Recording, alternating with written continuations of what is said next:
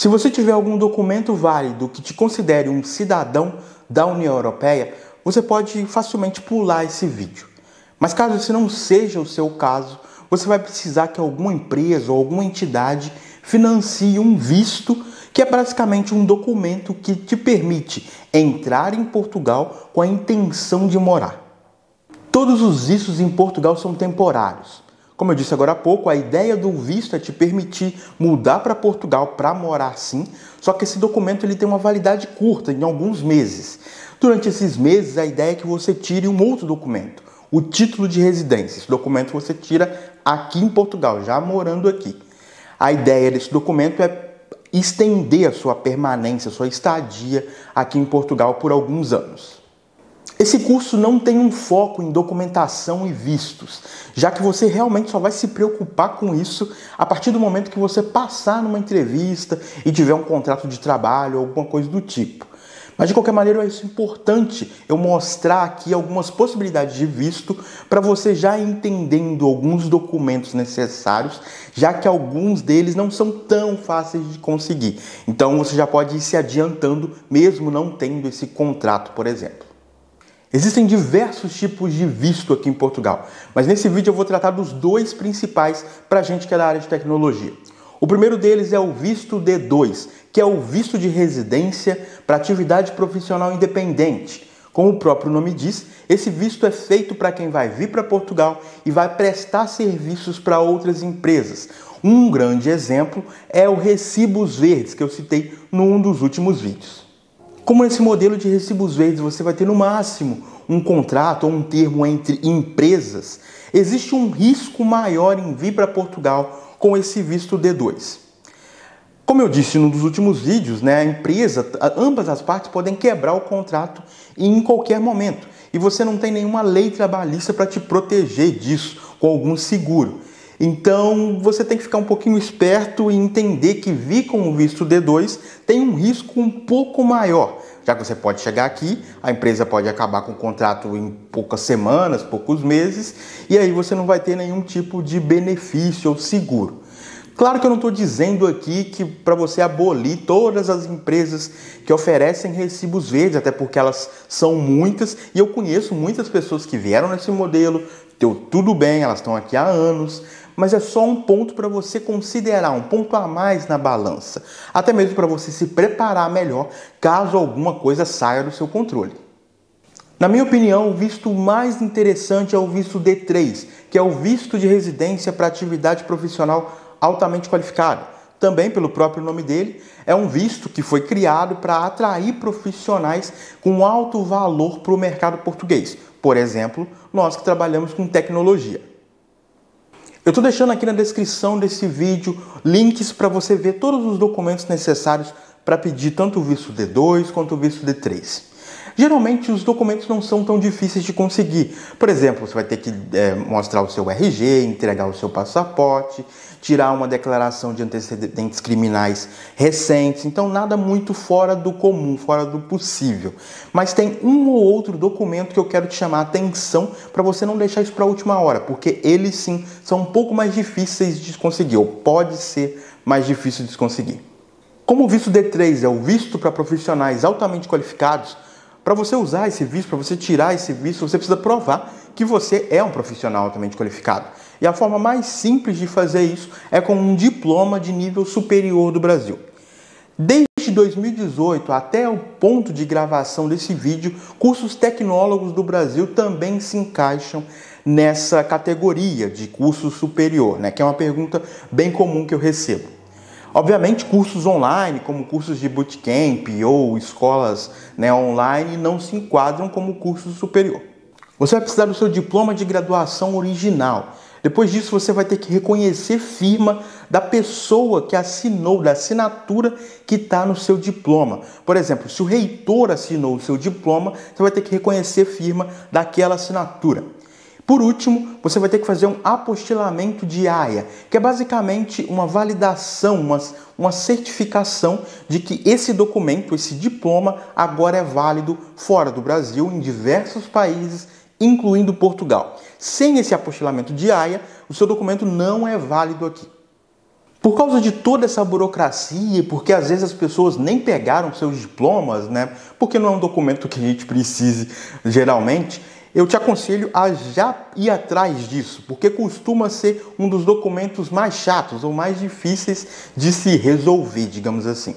No meu caso, por exemplo, eu morava em São Paulo, eu estava com meu diploma original, mas eu fiz faculdade em Juiz de Fora, em Minas Gerais. Então eu tive que mandar o meu diploma para lá, para alguém reconhecer a firma em algum cartório do reitor que tinha assinado o meu diploma, depois mandar o diploma de volta para depois eu ir em um cartório e apostilar. Então isso pode gerar algum tempo, principalmente se você nem tiver o diploma original. Então, de novo, eu te aconselho a fazer isso mesmo antes de você chegar no final das etapas de entrevista, para você já ter um processo um pouco mais rápido. Infelizmente, fazer apostilamento de AIA tem um custo, mas é melhor você investir nisso agora e no melhor caso ou pior caso você nem precisar do diploma, do que você chegar no momento de tirar o visto e aí perceber que precisa do diploma e ter que correr atrás disso e atrasar muito mais o seu processo. Eu vou abrir um parêntese aqui, que talvez seja o seu caso, que é o caso das pessoas que estão em relacionamento sério ou que pretendem vir para Portugal com a família montada, com filhos e principalmente com o companheiro e a companheira. Para vocês virem para Portugal legalmente, vocês precisam ou estar casados ou estarem numa união estável, o que aqui a gente chama de união de fato. Nesse caso específico da união de fato, vocês já precisam estar em união de fato, em união estável, por pelo menos 2 anos. Então, muita gente acaba se casando para vir para Portugal, porque acaba sendo um jeito mais fácil de resolver esse empecilho, digamos assim. Depois de se casar, a ideia é que vocês peguem na certidão de casamento e façam aquele mesmo processo de apostilamento de AIA. A partir daí, vocês vão poder se mudar juntos para Portugal, se o plano for vir junto com o seu companheiro ou sua companheira. Você vai vir com o seu visto de trabalho, aquele visto temporário, e a sua companheira, o seu companheiro vai vir como turista. Brasileiros não precisam de visto para turismo em Portugal. Então, ela não vai precisar correr atrás, ou ele, de nenhum tipo de visto específico para isso. A diferença, talvez, é que ela ou ele vai ter que comprar uma passagem de volta para o Brasil, já que ela é uma turista, né, em Portugal. Então, não faz sentido só comprar a passagem de vinda. Aqui em Portugal a gente tem o CEF, que é o órgão que é o Serviço de Estrangeiros e Fronteiras, né? Esse é o órgão responsável por lidar com a imigração aqui em Portugal. Então, chegando aqui, vocês vão ter que agendar uma reunião chamada agrupamento familiar. A partir dessa reunião, o seu cônjuge vai ter direito a também ter o título de residência. Com o título de residência, ela vai poder, ou ele, por exemplo, começar a trabalhar legalmente em Portugal. Eu estou dizendo isso porque 2 pessoas trabalhando em um relacionamento ajudam muito nas contas, né? Aqui em Portugal, principalmente. Só que é importante dizer também que o CEF não é conhecido por uma velocidade muito grande nessas reuniões e nesses trâmites de emissão de documento. Ou seja, seja preparado para que vai demorar um tempo para o seu cônjuge ter essa documentação, esse título de residência e aí começar a trabalhar. Vai levar um tempo para isso acontecer. Agora, fechando esse parêntese do casamento e voltando a falar do visto D3, em 2019 foi criado um programa muito importante para a gente aqui em Portugal, chamado TecVisa. A ideia do TecVisa é agilizar a emissão e o processo de emissão de vistos D3. Para vocês terem uma ideia, eu vim com o visto D3 antes de existir o TecVisa. E do dia que eu passei na entrevista até o dia que eu cheguei aqui em Portugal, eu levei 6 meses para isso tudo acontecer. Anos depois, eu tive um amigo que veio com o visto D3 aqui para Portugal e ele levou 2 meses desde o ponto que ele passou na entrevista. Então, realmente, por padrão, a emissão de vistos D3 com o TecVisa é muito mais rápido. Mas também depende muito de outros fatores, né? Às vezes o CEF está com poucos funcionários, então a gente não pode levar em consideração que 6 meses e 2 meses são médias ou são valores esperados para esse tempo, esse período de processo de visto. São só exemplos mesmo, mas por padrão, sim, o visto D3 com o TecVisa é muito mais rápido. Para que o processo de visto D3 com TecVisa seja mais rápido, a gente tem algumas diferenças do processo do D3 original. Basicamente, para você aplicar para um visto D3 com TecVisa, você tem que estar aplicando para uma empresa, né? Você tem que ter passado na entrevista de uma empresa que é certificada para trabalhar com o TecVisa. Por que isso? A empresa emite um termo de responsabilidade dizendo que ela é responsável por você nos primeiros meses aqui em Portugal. Ela também é responsável por fazer algumas validações que antes o CEF fazia. Então, as responsabilidades, por exemplo, de validar se você tem alguma pendência fiscal aqui em Portugal, caso você já tenha morado aqui, ou se você tem algum antecedente criminal no Brasil, esse tipo de responsabilidade passa do CEF para a empresa que você passou e que você vai aplicar, né, usando, por exemplo, o contrato de trabalho. Esse termo de responsabilidade fiscal, que é o documento que a empresa vai emitir para você, é um documento com uma validade de 6 meses. Se você vier com o TecVisa, você vai ter que usar esse termo de responsabilidade fiscal como um documento na hora de você pedir o título de residência aqui em Portugal. Eu estou dizendo isso porque isso pode causar alguns problemas. Como eu disse, o CEF não é muito rápido, então pode ser que você não consiga uma entrevista antes de 6 meses, antes desse documento expirar.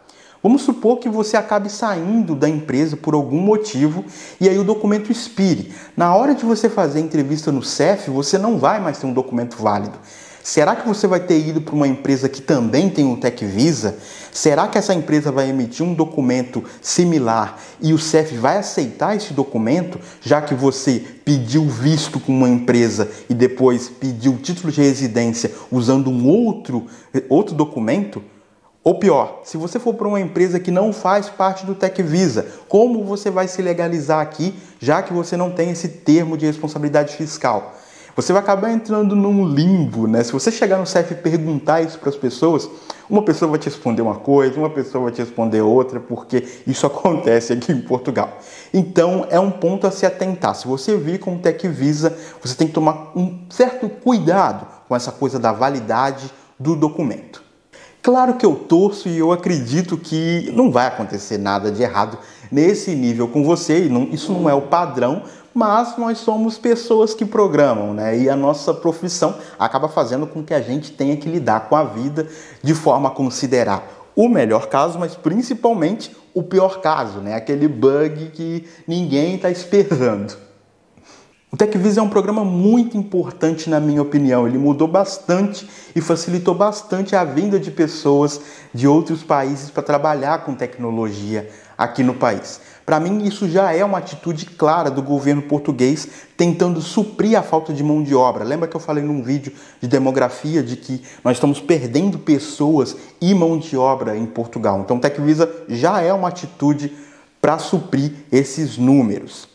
É importante dizer que para você aplicar para o TecVisa, você precisa ou ter um diploma de nível superior ou de alguma forma comprovar que você tem pelo menos 5 anos de experiência no mercado de tecnologia. Talvez você comprove isso com contratos passados no Brasil ou com cópias de páginas da carteira de trabalho, mas sim, você tem que ou ter o diploma ou comprovar 5 anos de experiência.